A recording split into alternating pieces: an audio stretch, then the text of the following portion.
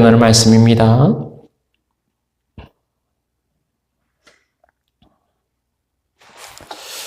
데살로니가전서 4장 1절에서 8절의 말씀 봉독하겠습니다. 그러므로 형제들아, 우리가 끝으로 주 예수 안에서 너희에게 구하고 권면하노니 너희가 마땅히 어떻게 행하며 하나님을 기쁘시게 할 수 있는지를 우리에게 배웠으니 곧 너희가 행하는 바라 더욱 많이 힘쓰라. 우리가 주 예수로 말미암아 너희에게 무슨 명령으로 준 것을 너희가 아느니라. 하나님의 뜻은 이것이니 너희의 거룩함이라. 곧 음란을 버리고 각각 거룩함과 존귀함으로 자기의 아내 대할 줄을 알고 하나님을 모르는 이방인과 같이 세욕을 따르지 말고 이 일의 분수를 넘어서 형제를 해하지 말라. 이는 우리가 너희에게 미리 말하고 증언한 것과 같이 이 모든 일에 주께서 신원하여 주심이라. 하나님이 우리를 부르심은 부정하게 하심이 아니요 거룩하게 하심이니 그러므로 저버리는 자는 사람을 저버림이 아니요 너희에게 그의 성령을 주신 하나님을 저버림이니라. 아멘. 오늘 데살로니가전서 9번째 시간입니다. 하나님의 뜻은 이것이니. 하나님의 뜻은 이것이니입니다. 자, 4장입니다. 4장 1절 말씀 그러므로 라는 접속사로 시작하고 있어요. 그러니까 3장의 끝부분을 연결하는 거지요. 앞서 바울은 데살로니가 성도들이 그리스도 재림하실 때에 거룩함에 흠이 없게 하시기를 원한다 하였습니다. 거룩함에 흠이 없으려면 이렇게 이제 이어지겠지요. 그의 소원이 이루어질 수 있는 방안을 4장에서 제시하고 있습니다. 자, 주님 다시 오시는 날 거룩함에 흠이 없으려면, 오늘 여기 4장 1절에서 8절까지는 두 가지를 이야기하고 있어요. 첫 번째는 우리 모든 삶이 어떻게 하나님을 기쁘시게 할 수 있는지, 이게 삶의 중심이 되어야 한다는 겁니다. 자, 이제 1절에 말씀하고 있는데요. 너희가 마땅히 어떻게 행하며 하나님을 기쁘시게 할 수 있는지 우리에게 배웠으니. 자, 우리가 당연하고 마땅히 행하여야 하는 삶의 목적과 가치, 이건 뭘까요? 그러니까 이 인생의 본분은 뭘까요? 더 쉽게 질문하면 왜 살아가느냐? 인간아, 인생아, 왜 사니? 이런 이제 질문일 수 있겠습니다. 이건 잊지 말아야 하는, 왜 살아야 하는지, 잊지 말아야 하는 정말 중요한 질문이기도 합니다. 어떤 여러분들 왜 사십니까? 뭐라 대답하시겠어요? 생각 없이 산다든가, 아니면, 되는 대로 산다든가, 태어났으니까 산다든가, 이럴 수 있겠고, 아니면 어떤 야심찬 계획을 세우고, 그것을 이루기 위하여서, 성공하기 위하여서, 산다든지, 나름, 답을 가지고 있을 겁니다. 그런데 그 답을 이제 크게 두 가지로 나눠보면은요, 자기의 행복을 위하여서 사느냐, 아니면 하나님의 기쁨을 위하여서 사느냐, 이렇게 둘로 나눠볼 수 있을 거예요. 그러니까 하나님이냐, 자기냐, 그런 거지요. 하나님이 없는 사람들은 자기의 행복과 하나님의 기쁨을 합할 수 없는 별개로 여기고, 그래서 둘 중에 하나를 선택해야 되는 선택의 문제로 봅니다. 하나님의 기쁨을 선택하면 자기의 행복을 포기해야 된다고 그렇게 생각하는 거예요. 하나님을 모르니까 이제 그렇게 생각하는 거지요. 그러나 우리는 자기의 행복과 하나님의 기쁨은 선택의 문제가 아니에요. 그건 선택의 문제가 아니라 우선순위의 문제입니다. 그건 둘 중에 하나를 선택하는 게 아니고 뭘 먼저 하느냐, 우선순위의 문제예요. 마태복음 6장 33절에 그런즉 너희는 먼저 그의 나라와 그의 의를 구하라. 그리하면, 먼저 그의 나라와 그의 의를 구하면 모든 것을 너희에게 더하여 주시리라. 그러니까 이게 우선순위예요. 자기 행복을 먼저 구하면 자기 행복도 누리지 못하고 그걸로 끝날 수 있지만 하나님의 기쁨을 먼저 구하면 거기에는 자동적으로 자기의 행복이 따라온다는 겁니다. 우리 행복은 어디 있느냐? 우리 행복을 찾아가는데 그 행복은 하나님 안에 있는 거예요. 하나님 안에 우리의 행복이 있기 때문에 하나님의 기쁨을 구하면 자동적으로 우리에게도 행복이 따라온다는 겁니다. 우리가 행복하려면 우리를 지으신 하나님의 기쁨을 구하는 거예요. 그럴 때 인생은 참된 행복을 누릴 수 있습니다. 하나님께서 우리에게 명령과 규례를 지키라고 하시는 이유는 뭘까요? 우리가 착각하지 말아야 할 건요. 하나님이 이런 명령을 주시고 규례를 주시는 이유는 당신이 기쁨과 당신의 영광을 위해서 우리를 막 억압하고 우리를 들러리 세우는 게 아니라는 거예요. 하나님의 명령과 규례는 오늘날 너의 행복을 위하여서 우리의 행복이 어디에 있느냐? 하나님의 명령과 규례에 있어요. 그것을 지키면 우리는 행복할 수 있다는 것을 기억해야 합니다.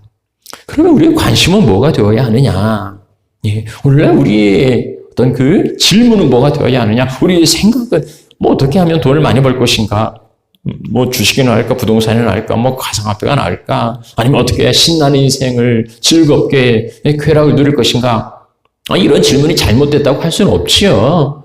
그게 잘못됐다는 건 아닌데 그에 앞서는 우선적인 질문, 어떻게 해야 하나님을 기쁘시게 할 수 있을까? 이게 먼저 되어야 한다는 거예요. 어떻게 하나님의 기쁨을 구할 것인가? 그 답이 나의 행복과 연결되어 있는 거예요. 인생의 본분은 무엇입니까? 그런즉 우리는 있든지 몸으로 있든지 떠나든지 주를 기쁘시게 하는 자 되기를 힘쓴다 하였습니다. 앞서 바울은 데살로니가서 2장 4절에서도요. 우리가 사람을 기쁘게 하려 함이 아니고 하나님을 기쁘시게 하려 함이라 하였습니다. 그래서 우리가 할 수 있느냐, 할 수 없느냐, 이게 나한테 유익이 있느냐, 유익이 없느냐, 이런 삶의, 이러한 그 기준보다, 우리 어떤 그 행동의 기준, 척도, 이것은 나에게 유익이 있느냐, 나에게 즐거움이 있느냐, 이것보다, 에베소 5장 10절 말씀, 주를 기쁘시게 할 것이 무엇인가? 이게 주님을 기쁘시게 하는 것인가? 아닌가? 이게 삶의 기준이에요. 주님이 기뻐하신다면, 좀 어렵고 힘들어도, 그 길을 걸어가는 거고, 아무리, 쾌락과, 온갖 그 즐거움이 딸치라도 주님이 기뻐하시는 게 아니라면, 우리는 그 길을 포기할 수 있어야 한다는 겁니다. 이제 교회가 가르치는 중요한 교리를, 요리라고 그래요. 한자어인데, 중요한 교리에서 요리입니다. 그래서 문답으로 만든 게 대소요리 문답이에요. 육신 음식 만드는 요리 비법이 아니고, 영적인 양식, 레시피를 가르쳐 주는, 중요한 교과서. 이게 소요리, 대요리 문답이에요. 그 소요리 문답의 그 1번, 가장 시작하는 첫 번째 중요한 질문. 이렇게 묻지요? 소요리 문답 1번, 사람의 제일 되는 목적이 무엇인가? 정말 적절한 질문 아닙니까? 인생의 목적이 뭔가? 답이 이거지요. 사람이 제일 되는 목적은 하나님을 영화롭게 하고 영원토록 그를 즐거워하는 것입니다. Soli Deo Gloria, 오직 하나님의 영광을 위하여, 그것이 인생의 목적이라는 거예요.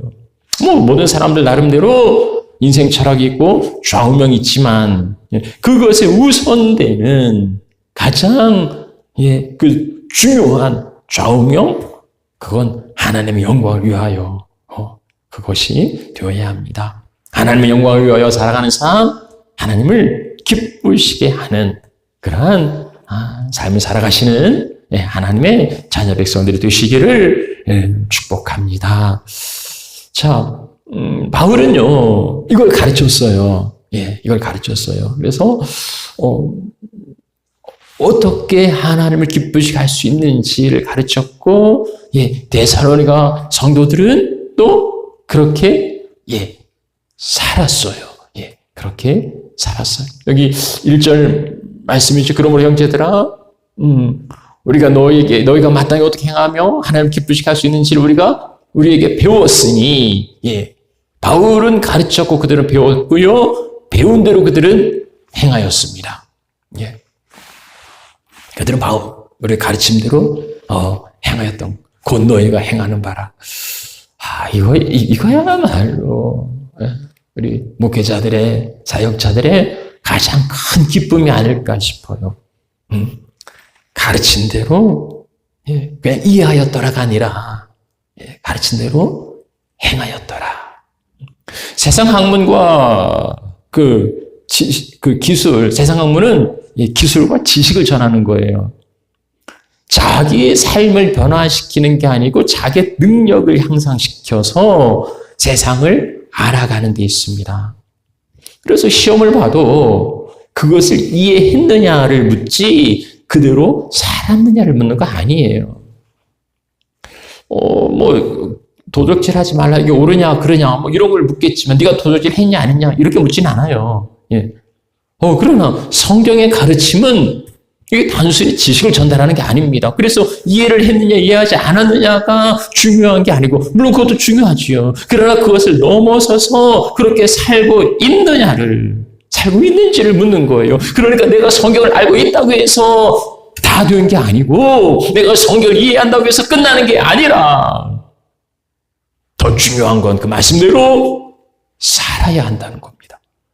데살로니가 교회 성도들은요, 인생의 목적이 뭔지를 바울은 그들에게 가르쳤고, 그들은 배웠을 뿐만 아니라 너희가 행하는 바라 그렇게 살았던 거예요. 그렇게 살았던 거예요. 그들은 배운 대로 살았습니다. 정말 모범적인 사람들이에요. 근데 바울은 거기에서 만족하지 않고 이제 더욱 힘쓰라고 또 격려합니다. 주마가편이라, 달리는 말에 그 채찍질한다는 뜻인데요. 팽이도, 돌아가는 팽이도 가만두면 곧 쓰러져요. 그래서 계속 돌려야 됩니다. 우리의 경건 생활도 그래요. 뭔가 이루었다? 아니에요. 사도 바울이 말하죠. 얻었다 함도 아니고 이루었다 함도 아니고, 그것은 잡으려고 달려가는 거예요. 우리가 평생 이루어가야 하는 과정이니까 방심하지 말고 우리의 성화도, 이제 뒤에도 다시 한번 말씀하겠습니다마는 우리의 거룩이 되어가는 그 과정도 멈추어서는 안 된다는 거예요. 그래서 이 마지막 때 흠이 없이 주님 앞에 나타나려면 늘 물어야 됩니다. 하나님의 기쁨, 하나님께서 기뻐하신 일이 무엇인가를, 그리고 그렇게 살아가라고 바울이 데살로니가 성도들에게 권면합니다. 자, 하나님의 기쁨을 구하는 삶이고요. 또 하나는 거룩이에요. 여기 데살로니가서서 그 4장의 그 전반부에 우리가 읽은 본문의 말씀의 키워드는 거룩입니다. 그래서 먼저 거룩의 가치를 이야기하고 있어요.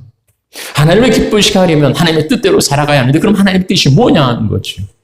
하나님은 10개의 물속은 알아도 한개의 사람 속은 모른다 하는데, 피조물인 우리가 어떻게 창조주신 하나님의 생각을, 하나님의 뜻을 헤아릴 수 있겠습니까? 그건 불가능해요. 그건 알 수 없어요. 로마서 11장 33절에도요, 깊도다 하나님 지혜와 지식의 풍성하며 헤아리지 못할 것이고 찾지 못할 것이라. 그럼에도 불구하고 성경에는요, 이것이 하나님 뜻이다라고 명백하게 밝혀준 말씀이 몇 군데 있어요. 데살로니가서 5장 16, 17, 18절 말씀, 기뻐하라, 기도하라, 감사하라, 이것이 그리스도 예수 안에서 너희를 향한 하나님의 뜻이다. 명백해요. 하나님 뜻이 뭔가? 기뻐하고 기도하고 감사하는 겁니다. 베드로전서 3장 17절 말씀에는요, 선을 행함으로 고난받는 것도 하나님의 뜻이라고 말하고 있어요. 예. 우리가 선한 일을 하다가 고난이 있고, 주의를 하다가 어려운 일이 오는 거, 그 하나님 뜻이라고 그렇게 말씀하고 있어요. 그리고 오늘 우리가 읽은 3절 말씀, 하나님 뜻은 이것이니, 뭐냐면 너희의 거룩함이다. 하나님을 기쁘시게 하는 건 하나님의 뜻대로 사는 거예요. 그런데 그 뜻, 하나님의 뜻이 뭐냐? 거룩이라는 것. 하나님의 뜻이 이것이니 너희의 거룩함이라. 예, 거룩이 하나님의 뜻이에요. 하나님의 뜻대로 살기를 원한다면 우리는 거룩하게 살아야 합니다. 그래서 7절 말씀 다시 한번 강조하는데요. 하나님 우리를 부르신 것은 부정하게 하심이 아니고 거룩하게 하심이니, 하나님 우리를 거룩으로 부르신 거예요. 그래서 우리는 거룩하게 살아야 합니다. 우리는 죄로 인하여서 더러웠던 자들입니다. 그런데 거기에서 불러내셨어요. 그러면 다시 그 자리로 돌아가면 안 되는 거죠. 옛생활로 돌아가면 안 되는 겁니다. 예? 베드로서 2장 22절 말씀. 개가 토하였던 대로 돌아가고 돼지가 씻었다가 도로 눕는. 이게 이리 가면 안 되는 거예요. 하나님 우리를 거룩하게 하십니다. 예? 하나님 우리를 거룩하게 하세요. 자, 그러면 우린 거룩한 자입니까? 우린 거룩해요? 예. 하나님 우리를 성도라고 지어주셨는데, 불러주셨는데, 성도는 말 그대로 세인트, 거룩한 무리예요. 거룩한 무리들. 그럼에도 우리 삶을 돌아보면, 주변을 돌아보면 거룩한 것 같지 않아서 하나님을 거룩하다 하시는데 나는 거룩한 것 같지도 않고, 그래서 혼동하기도 합니다. 구원의 서정, 우리가 하나님의 자녀 백성으로 예정되어서 온전한 천국에 갈 때까지, 이게 이제 구원의 과정들, 서정이라 하는데요. 가장 기나긴 시간을 차지하는 게, 여기 성화예요. 거룩하게 되는 거예요. 하나님이 태초에 예정하시고, 그리고 믿게 하시고, 이렇게 회개하고, 그 다음에 의롭다. 이런 게 이제 순식간에 일어나는데, 이 거룩하게 하는 것은 우리 일생 동안 기나긴 여정입니다. 하나님 우리를 의롭다 하셨어요. 그래서 너희 중에 이와 같은 자들이 있는데 예수 그리스도 이름과 우리 하나님의 성령 안에서 씻음과 거룩함과 의롭다 하심을 받았다. 우리가 그러죠. 우리가 씻음과 죄 씻음과 거룩함과 의롭다 하심을 받았습니다. 그러면 우리는 의롭습니까? 예. 우리는 거룩합니까? 예. 그러나 그 의로움과 그 거룩함은 우리 행위나, 우리 인간됨이나, 그렇게 해서 얻은 게 아닙니다. 그건 하나님의 선포예요. 예수 그리스도의 피로 우리를 거룩하게 하였고, 우리 모든 죄값을 대신 치러주셨으니까, 이제 너는 의롭다고. 내 행위에서 나온 게 아니라 그리스도 보혈로 인하여서 우리는 의롭다고. 우리는 거룩한 자라고, 거룩함과 의롭다 하심을 받은 거지요. 이건 선언이에요. 그래서 이것을 신분적인 성화, 아니면 그리스도와 관계에서 관계적인, 아니면 법정적인 성화, 그렇게 말합니다. 사람 구실 못하는 망난이나, 아니면 이제 갓 태어난 아기라 하더라도 이게 인간이 아니라고 할 수 없는 거예요. 사람됨을 부정할 수는 없습니다. 마찬가지로 우리가 거룩한 삶을 살지 못하고 하나님의 뜻대로 행하지 못한다 할지라도, 우리의 삶이 따라주지 못한다 할지라도 주님 우리를 성도라 그렇게 이제 부르십니다. 아이는 태어나서 그대로 있는 게 아니지요. 이제 성장하고 자라나고, 그래서 사람 구실을 하려고 합니다. 성도도 마찬가지예요. 본 어게인, 중생에서 거룩하게 다시 태어났다면 거기서 멈추어서는 안 되고요. 그 생명의 가치가 얼마나 귀한지를 알면 거기서 멈추어서는 안 되는 거지요. 성도라는 그 이름에 합당하도록 살아가려고 거룩함을 이루어 가야 한다는 겁니다. 성도라는 거룩한 자라는 그 이름을 갖고서 이 거룩하지 못한 삶을 살아간다면 얼마나 웃기는 일입니까? 태어나는 건 자기 의지가 아니더라도요, 이제는 살아가는 건 자기 의지예요. 태어난 후에는 자기의 의지적인 결단으로 자기의 삶을 이루어 갑니다. 그래서 본어게인 그 중생한 사람들, 하나님 거듭난 자녀들, 우리가 뭐 있지만 어떤 사람 좀 더 거룩하고 경건하게 보이고 어떤 사람 덜 거룩하고 경건치 않아 보이는 사람들도 있습니다. 그 차이가 어디에서 납니까? 본인이 거룩을 추구하고 그리고 경건을 연습하고 훈련하고 그러면 하나님 닮아가죠. 자식의 부모를 닮아가고 부부간에도 닮아간다고 하는데요. 오랜 세월 동안 동고동락하다 보면 그렇게 닮아지는 거. 하나님과 동행하고 늘 하나님을 바라보고 그리스도의 마음을 품고 하나님의 마음을 가지고 그럴 때 하나님을 닮아가는 거죠. 성도는 경건에 이르기까지 거룩에 이르기까지 이 경건한 훈련을 게을리하지 않아야 합니다. 이것을 점진적인 아니면 실제적인 성화라고 해요. 실천적인 성화. 그래서 우리에게는 거룩의 열매가 있어야 된다는 거예요. 이제 죄로부터 해방되고 하나님께 종이 되었으면 거룩함이 이르는 열매를 맺어야 한다. 그 마지막은 영생. 영생은 이제 최종적인, 그래서 완전하고 절대적인 성화랍니다. 하나님 나라에 속되고 흠이나 티는 없어야 돼요. 그래서 우리를 그렇게 거룩한 자로 바꾸어 주신 거예요. 태어나고 죽는 건 우리 고난 받게 일이지만은 살아가는 동안에 우리는 거룩하게 살아가야 합니다. 그것이 우리를 향한 하나님의 뜻이에요. 너희를 향한 하나님의 뜻이 이것이니 거룩이라. 이 거룩의 가치에 대해서 두 번째는 이건 하나님의 명령이라고. 그래서 거룩은 하나님의 명령이에요. 이것을 저버리는 자, 우리에게 주 예수로 말미암아 너희에게 무슨 명령으로 준 것을 너희가 아느니라. 이건 해도 뭐 좋고 안 하면 그만이고 그런 거 아니에요. 무슨 옵션이나 아니면 뭐 이렇게 좀 하면 더 좋겠다 이런 게 아닙니다. 이건 명령이에요. 이것은 굉장히 그 군사적인 그런 용어죠. 아주 그 권위가 있는 그리고 부담감이 있는 이야기. 명령에 복종하지 않으면 그건 죄예요. 그래서 처벌받아요. 하나님 우리에게 명하신 이 거룩은 하나님의 명령이라고, 명령이라고 우리가 그것을 기억해야 되고요. 명령에는 순종해야 된다. 그리고 세 번째로 하나님을 저버리는 거. 이 바울이 이런 가르침을 저버리는 거, 무시하는 거. 이건 바울을 무시하는 게 아니에요. 그건 하나님을 무시하는 거예요. 하나님을 저버리는 거예요.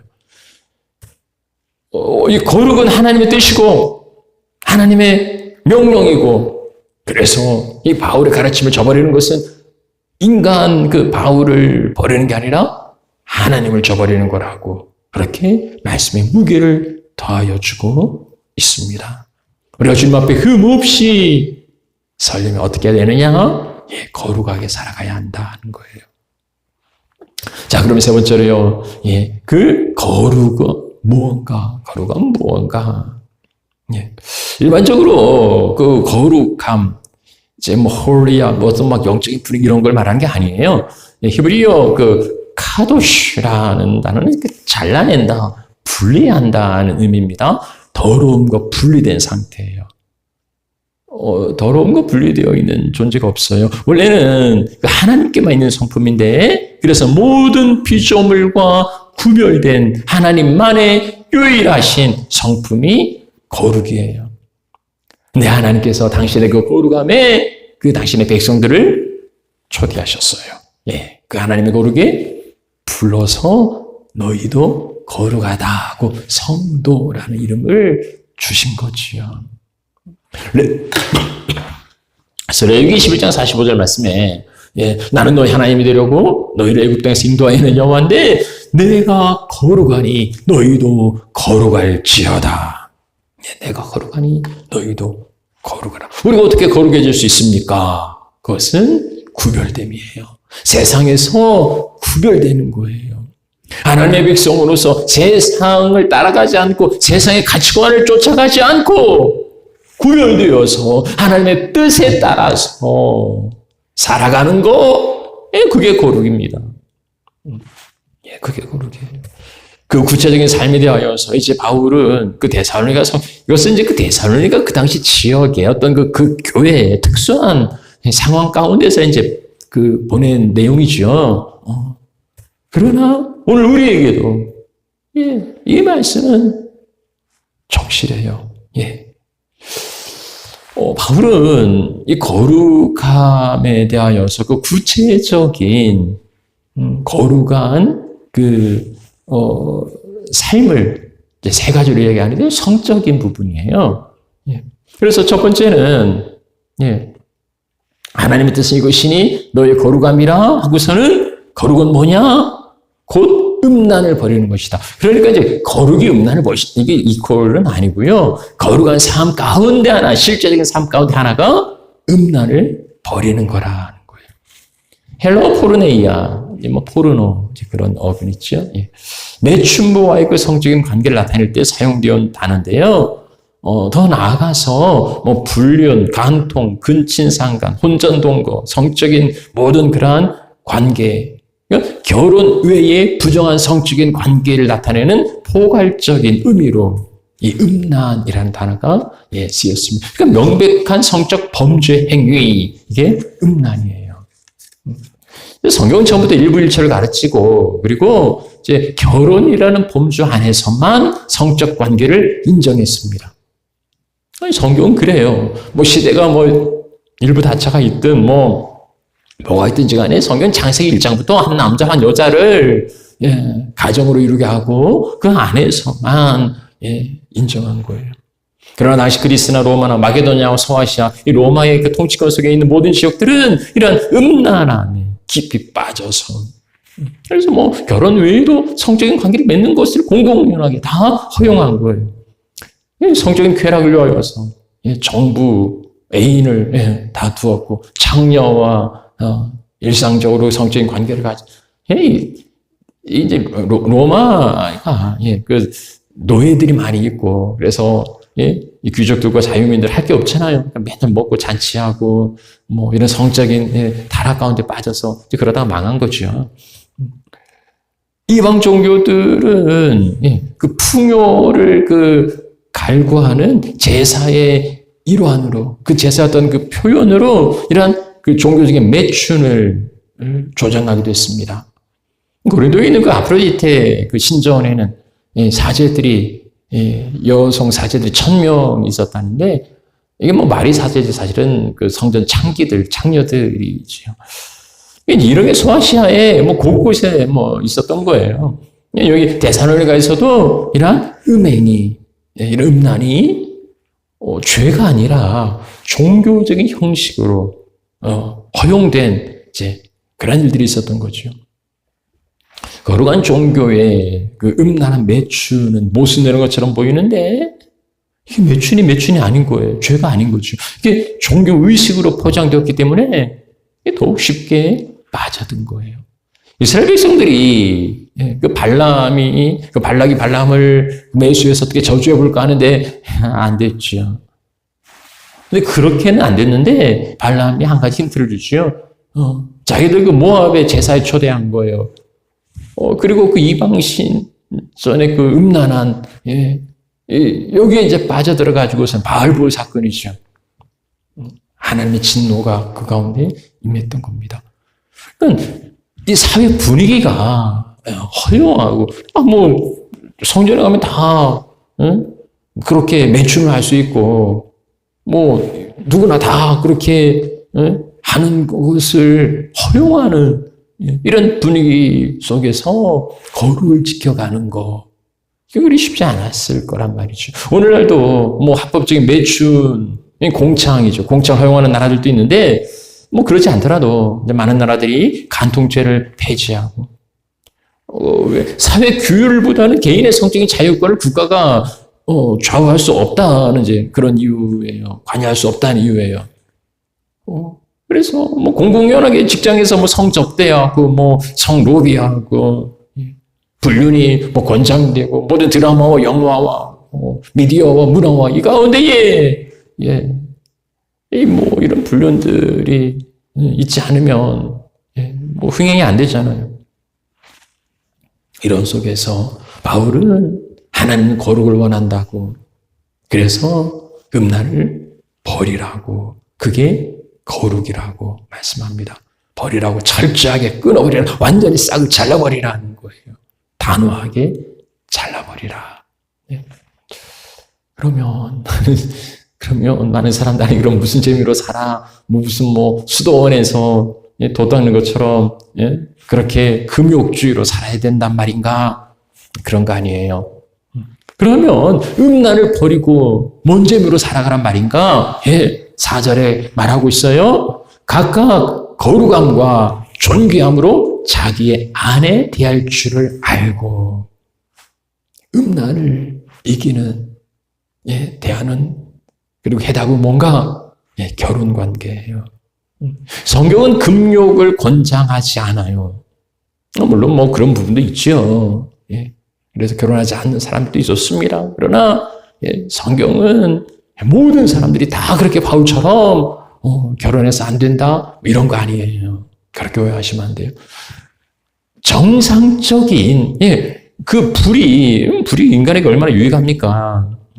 그러나 그 불이 아궁이에서 탈 때에는 인간에게 참 유익하지만, 컨트롤이 되면 유익하지만, 이게 아궁이를 벗어나서 이제 붙으면, 지붕 위에 타고 있으면 이건 재앙이에요. 잠언서 5장이 말합니다.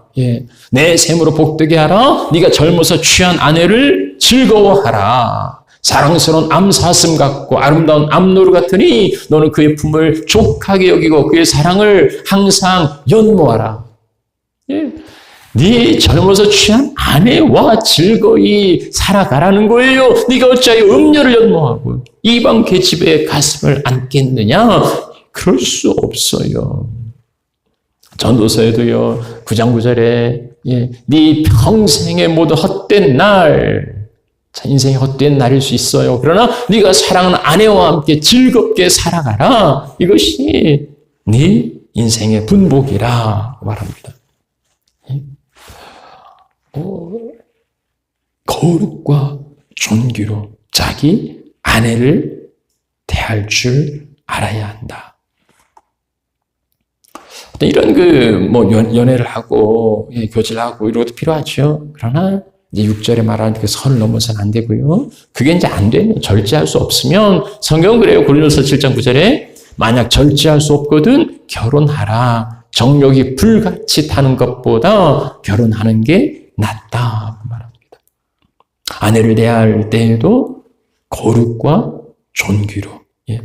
당시 그 여성에 대한 인권이 전무한 상황에서 그 아내를 존귀하게 대하라는 이 가르침, 정말 획기적인 그러한 가르침이었습니다. 그러나 아내가 남편이 아내를 어떤 도구, 성적 쾌락의 도구가 아니라 인격적으로 그리고 귀하게 여기고 존중해야 한다. 그렇게 말합니다. 하나님의 뜻은 뭐예요? 거룩이다. 그 거룩은 뭡니까? 음란을 버리는 거예요. 그럼 음란을 버리고 어떻게? 결혼해서, 결혼관계에서 거룩과 존귀로 자기 아내와 자기 남편을 대할 줄 알아야 한다.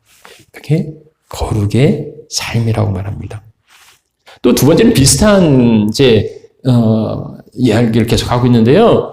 두 번째는 세욕을 따르지 말라는 거예요.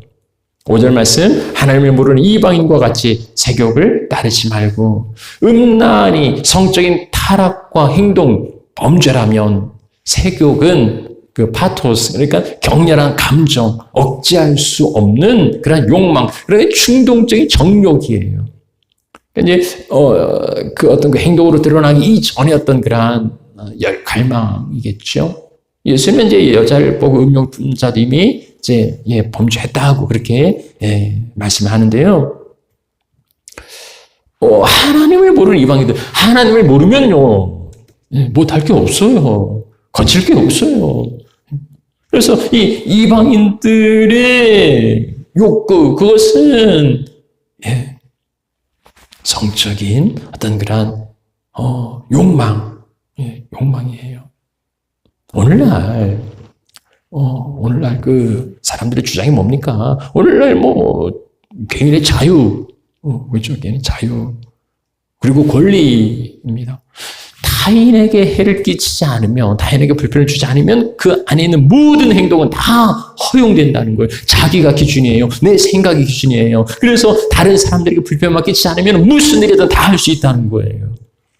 종교, 도덕, 규범, 그런 거에 얽매이지 말고 자유하라는 겁니다.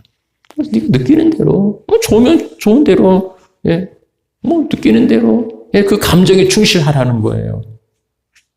그 감정에 충실하라고. 그래서 억압하지 말고, 억누르지 말고, 성적인 영역도 오늘날 그렇게 가르치지 않습니까? 그걸 음지에 두지 말고, 양주로, 그게 좋은 의도일 수도 있는데.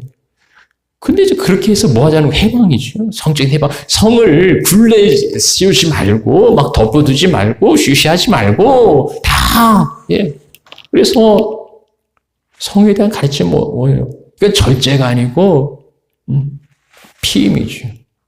그래서 어린애들한테 피임하는 방법을 실제적으로 가르치겠다고, 여성 해방, 억누르던 여성 해방이 젠더 이슈가 오늘날도 재미하게 나오는데요.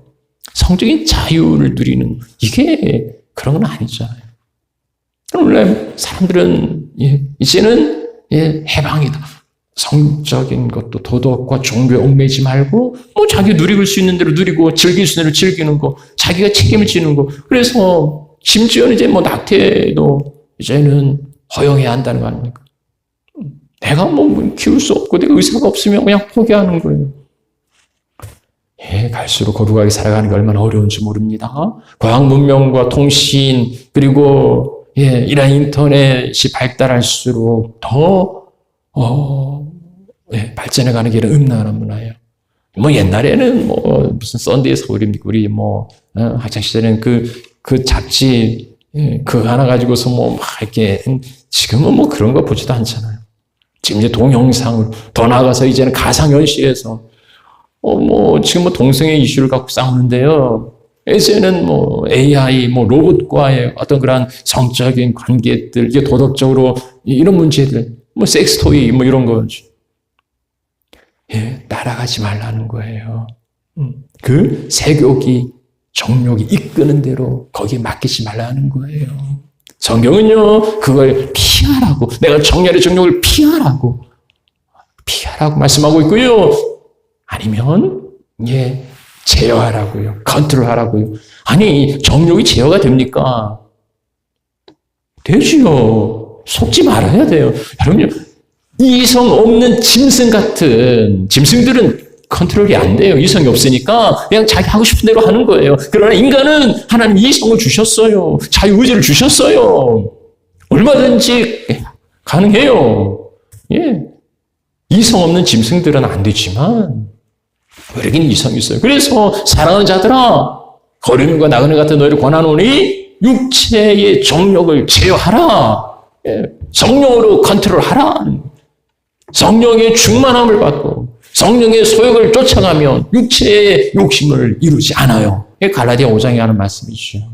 그래서 성도는요, 그 후로는 다시 육체의 사람의 정욕에 따르지 않고 하나님의 뜻을 따라서 육체에 남을 때를 살게 하려 함이라.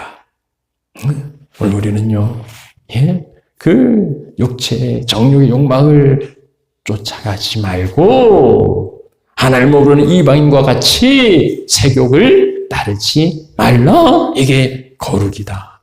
자, 마지막으로 세 번째는요, 탈선하여서 형제를 해하지 말라는 거예요. 이 일에 이제 그 성적인 관계죠. 분수를 넘어서서 선을 넘지 말라는 거예요. 경계선을 넘지 말라는 거예요. 하나님이 결혼이라는 그 허락된 그 경계선을 넘어서서, 그건 탈선이에요. 그 탈선은 뭡니까? 형제를 해야 하는 겁니다. 그게 이웃집에 아내든지 아니면 다른 여성이든지 다른 남성이든지 누구든지 간에 그것은 하나님이 허락하신 합법적 관계가 아니라면 그것은 해야 하는 거예요. 그것에 대해서 하나님은 신원하신다고 갚으신다. 오늘 N번방이니 성착취 동영상이니 이러한 범죄들이 만연합니다. 교회 안에서도 이런 범죄들이 많이 있는데요. 달선하여서 형제를 해하지 말라. 거룩은 뭡니까? 음란을 버리는 거예요. 거룩은 뭡니까? 세욕을 따라가지 않는 거예요. 거룩은 뭡니까? 선을 넘지 않고 그 안에서 지켜가는 겁니다. 오늘 이 음란한 세상 가운데서 하나님의 거룩을 지켜가는 하나님의 자녀 백성들이 되시기를 진심으로 축복합니다. 우리 찬양 드리죠.